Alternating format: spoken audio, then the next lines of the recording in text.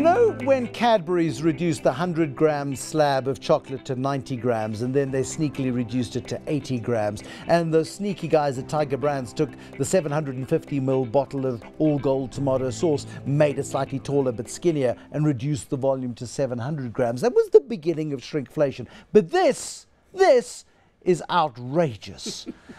Actually, no, these are the freebies, aren't they? Yes, these are the freebies that Checkers gives away to try and make your children, make you go to Checkers more often. But is shrinkflation the future? You have to buy your Pampers in this sort of size packet. You're going to have some very small children. What's happened to food prices since the cabinet reshuffle? The agricultural sector's rebound from the drought. Is it enough to fend off high food prices and high inflation during recessionary times? This is the Moneymakers. I'm Bruce Whitfield, and tonight we're looking at consumers. That's you, that's me, that's everybody. We look at retail, we'll look at the recession with Viccy Baker, who's the founder of Retail Price Watch. And on Skype, we're joined by PriceCheck founder Kevin Tucker, joining us this evening with a big bundled jacket on. So you look nice and warm, Kevin Tucker, at least. Nice to have you with us. I mean, what's interesting about the latest inflation numbers, Viccy Baker, is we are seeing not prices coming down by any stretch of the imagination, but the food price component of inflation is beginning to slow.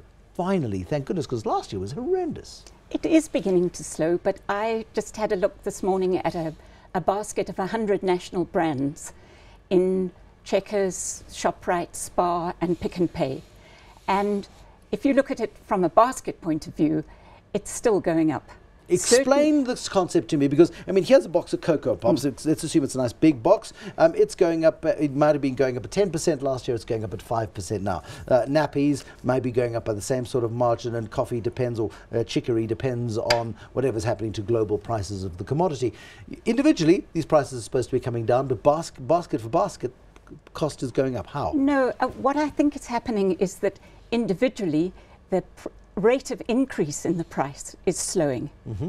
So I was looking at that from January to May. So that's pretty recent figures. I can't really speak about the inflation or anything like that. All I can tell you is what I see. And what I see is that although the increases are slowing down, they are still increasing. Sure. Some products are being heavily discounted, but others, including those from Tiger Brands, are being heavily increased. We see the loss leaders, and for example, and with maize prices virtually halving this year since the big rains we had in January, we're seeing those prices come down quite sharply. So you can offer a 5-kilogram packet of maize for less than you were this time last year. That gets people into the store, and then you top up the basket with higher coffee prices, for argument's sake. Exactly. That's exactly right. Kevin, are you finding the same sort of trends prevalent as well? We see a slightly different trend because, you know, we're really focused on online retail. Most of our clients who are the online retailers and our customers who are the consumers are really still in the growth phase of this industry. So it's actually quite different to, I suppose, what you would see with food price inflation. So we're actually seeing a bit of deflation in the consumer electronics space. The currency, the exchange rate has a lot to do with that. But also there's a lot of effort by online retailers to buy customers. So they're buying customers through discounts, they're buying customers through bundling, they're buying customers through daily deals. And it's quite different to the grocery market. But, you know, I think once the market is a bit more mature online, we'll see the kind of food price inflation filter into, you know, consumer electronics and that type of stuff that really is the big driver of online commerce. We saw, it was the early 2000s where we saw this wonderful explosion of retail outlets. This was when the internet was but a pup. A hi-fi corporation came in and suddenly we saw brands we'd never seen before. People could buy CD players and remember DVD players and things for a couple of $100. And it was Christmas, Easter and every other gift-giving holiday rolled into one. What is going in the favor of these particular retailers and of consumers of these electronics, for example, is a stronger rand environment. Year on year, the import cost of many of these products that you talk about has come down quite substantially. It has, and what we're seeing is larger volumes. So I think the retailers are having a bit more negotiating power with the international suppliers. We see that especially in consumer electronics, as I said, and computer parts, components, that kind of stuff. But, you know, we also see a lot of, as you mentioned, a lot of private label brands entering the country. So that gives the retailer some price opacity. You know, they can price them at whatever they like, and no one can compare prices accordingly. We see a lot of bundling. We're seeing, like I said, daily deals. We see flash sales. So there's a lot of tricks involved in, you know, making the consumer feel that prices are going down. Often they are, but really sometimes there's no way to compare whether they're going up or down. And I think there's some very interesting plays from online retailers, and I think it's becoming quite an exciting industry to be in. How does one get the best possible price? I'll give you one real world example if you like, and that is I was looking for an office printer the other day with a scanner on it, and went off to go see two major retailers. Went into one, got a price, went up to the other, got a better price, went down to the first one once again, who said, oh, well, if you come back tomorrow, you can have it for half the price, because there was a promotion starting the very next day. And it strikes me, Kevin Tucker, that this is a slightly random world of calculated rip-offs. I wouldn't put it as far as being a rip-off. I think, you know, there's certain markets that retailers pitch themselves to that are price sensitive or not price sensitive. And I think the ones that aren't price sensitive, they can really, you know, kind of push the margins and make sure that they can bring in the... In my world, Kevin Tucker, that's called ripping off consumers. So I don't know, we have a different language on this particular one. But if you can be fairly random with your pricing, it's no longer cost plus 10 or cost plus 20 or cost plus 50, whatever it is. It's simply what will the market accept. It's no wonder that we've got an inflation problem, surely.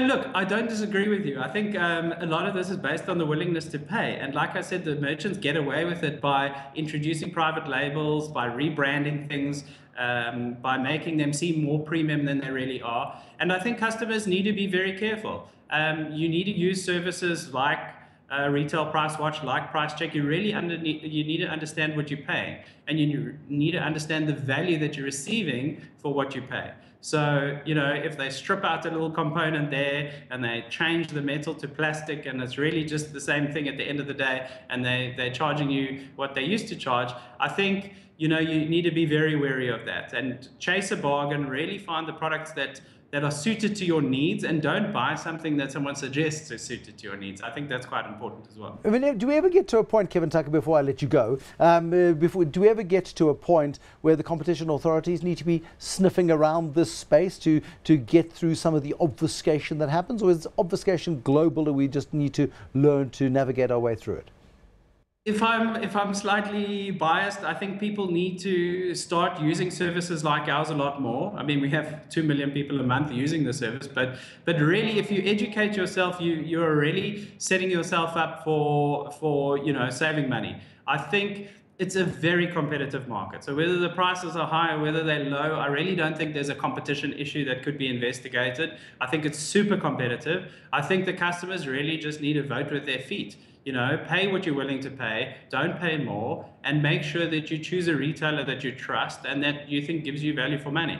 Kevin Tucker, the founder of PriceCheck, thanks very much for joining us this evening. That's on the white goods and the electronics and all of that sort of stuff, but your head's almost falling off your shoulders, Viccy Baker, as I'm making vigorous and vicious allegations of competition authorities needing to investigate this space, because it strikes me that if I go to one particular retailer and then at the bottom of my till slip it says, you saved 20 Rand here today, because they're keeping an eye on the competitors' prices. Yes. They're not doing cost plus. They're seeing what they can get away with, and that surely is iniquitous.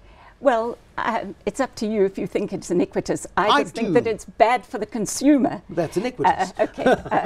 I think it's interesting to note that in England, many of the big supermarkets have pledged not to do these specials, but to try and keep the prices at a reasonable rate. What is the danger of doing specials? I do a special on Pampers, hoping that you will come in and buy Cocoa Pops and Rick Coffee. What's the danger of doing the special on the Pampers? Well, I think the one thing is that you forget that you've been paying more for Pampers over the past few months, which is why you're now being able to get it as more than you should be doing, which is why you're now able to get it on a special.